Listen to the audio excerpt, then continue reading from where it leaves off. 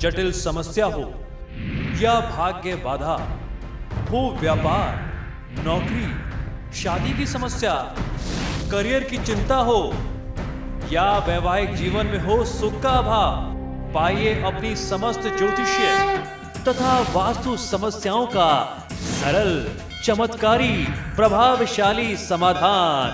एक जाना माना और विश्वसनीय नाम, आचार्य पंडित श्री वैभवनाथ शर्मा जी, काशी के 400 वर्ष पुराने प्रतिष्ठित और अंतरराष्ट्रीय ख्याति प्राप्त राज ज्योतिषी परिवार की 8वीं पीढ़ी के ज्योतिषी और वास्तु शास्त्री आचार्य पंडित श्री वैभवनाथ शर्मा जी के द्वारा व्यक्तिगत या फिर फोन पर अपॉइंटमेंट लेने के लिए कॉल करें 9818300146, 9990724131 या फिर ईमेल करें sharma.vaibhav@gmail.com पर। अब बात कर लेते हैं नवरात्र की। आज अष्टमी तिथि है। नवरात्र में अष्टमी तिथि का पूजा विधान क्या क्या होना चाहिए। नवरात्र की अष्टमी तिथि में मां महागौरी की पूजा आराधना करनी चाहिए। मां महागौरी संपूर्ण वैवाहिक सुख देने वाली हैं और उसके साथ साथ विवाह शीघ्र हो जाता है, ऐसा मानते हैं। इनकी साधना आराधना से, इनकी कृपा से विवाह की बाधा दूर हो जाती है। इससे जुड़ी हुई आपको एक कथा बताना चाहता हूं कि माता के स्वरूप की पूजा अष्टमी तिथि को ही क्यों करते हैं और इनका नाम महागौरी कैसे पड़ा।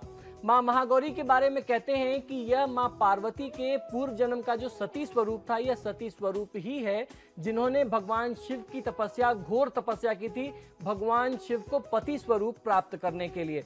लेकिन तपस्या के कारण माता का जो शरीर का रंग है, जो उनका वर्ण है, यानी जो उनके स्किन का कलर है, वह तपस्या के तप से, तेज से काला पड़ गया। वह एकदम काला पड़ गया और मां मूर्छित हो गई।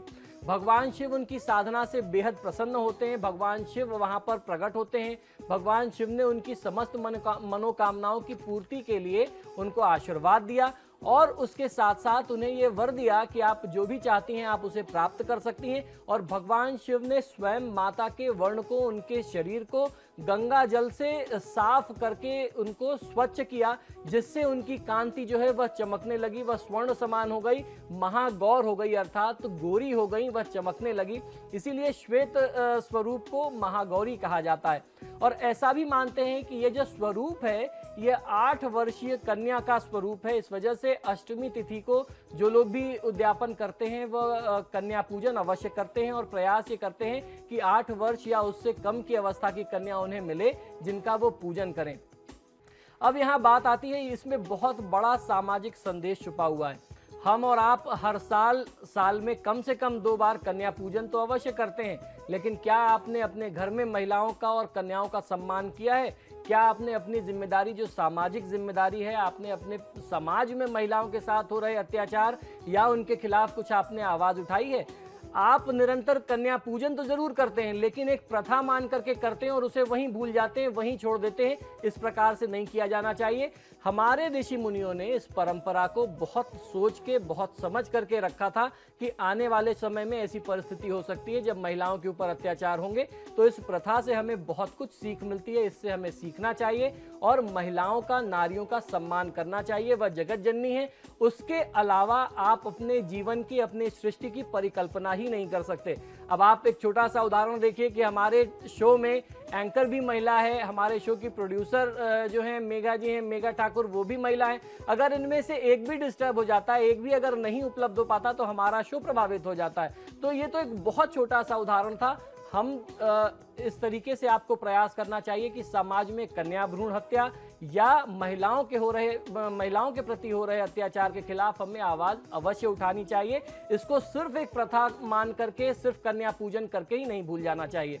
मां महागौरी की साधना का, कृपा प्राप्त करने का जो मंत्र है, आइए मैं आपको बताता हूं। उस मंत्र का आज आप जाप करें तो आपको बहुत अच्छा फायदा मिल सकता है।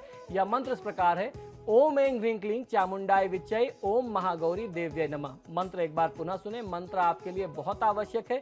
इस मंत्र का ध्यान से आज आप उच्चारण करें, जाप करें। ओम ऐं ह्रीं क्लीं चामुंडाय विच्चै ओम महागौरी देव्यै नमः। इस मंत्र का कम से कम 108 बार जाप किया जाना चाहिए। माँ महागौरी का जिस प्रकार से रंग गौर है, उनको श्वेत चीजें ही ज्यादा प्रिय हैं। तो ऐसे में नारियल का भोग आपको लगाना चाहिए और खासतौर पर नारियल से बनी हुई यदि आप मिठाई उनको अर्पित करते हैं तो वो उनको बहुत ज्यादा प्रसन्न करती है।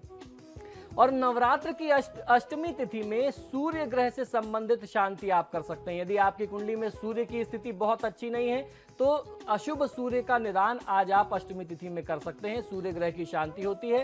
अनार के फल के साथ साथ तांबे का एक पात्र जिसमें आप गेहूं भरें, खड़े गेहूं भरें और कम से कम 5 टुकड़े गुड़ के आप भर करके किसी गरीब व्यक्ति को दान देते हैं तो बहुत अच्छा लाभ मिलता है। नवरात्र की अष्टमी तिथि में दुर्गा सप्तशती मूल पाठ के अंत में दिया गया जो 3 रहस्य है, तीनों रहस्य का पाठ करना चाहिए। ये रहस्य कौन कौन से आइए ये भी बताता हूं। प्रधान रहस्य, वैकृतिक रहस्य और मूर्ति रहस्य, इनका पाठ करना चाहिए। हरे फल और केले जो हैं माता को अर्पित करने चाहिए। नवरात्र की अष्टमी तिथि में आप अपने घर के वास्तु दोषों को भी बहुत आसानी से दूर कर सकते हैं। अष्टमी तिथि में घर के उत्तर पश्चिमी कोने का दोष दूर किया जाता है जिसे वायव्य कोण कहते हैं, यानी north west corner of the house. आपको करना यह है कि शुद्ध जल या गंगा जल में थोड़ा सा गुलाब जल और इत्र मिला लें और ये जो आपने द्रव्य बनाया, इस द्रव्य का छिड़काव आपको नॉर्थ वेस्ट कॉर्नर में उत्तर पश्चिम कोने में वायव्य कोण में करना चाहिए। इससे आपकी बुद्धि शुद्ध होती है। बच्चों की बुद्धि जो है वो बहुत ज्यादा कुशाग्र होती है, यानी बच्चे इंटेलिजेंट होते हैं। आपकी लोकप्रियता बढ़ती है।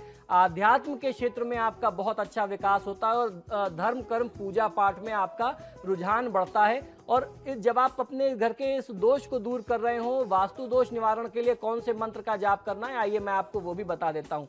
यह मंत्र है ह्रीं क्लीं शूलधारिणी ब्रह्माणी वैष्णवी देव्यै ह्रीं क्लीं। इस मंत्र का उच्चारण करते हुए आपको दशों दिशाओं में और ऊर्ध्व में यानी आकाश में और नीचे जमीन पर भी जल छिड़कना चाहिए उत्तर पश्चिम दिशा के साथ साथ, तो हर प्रकार के वास्तु दोष शांत हो जाते हैं।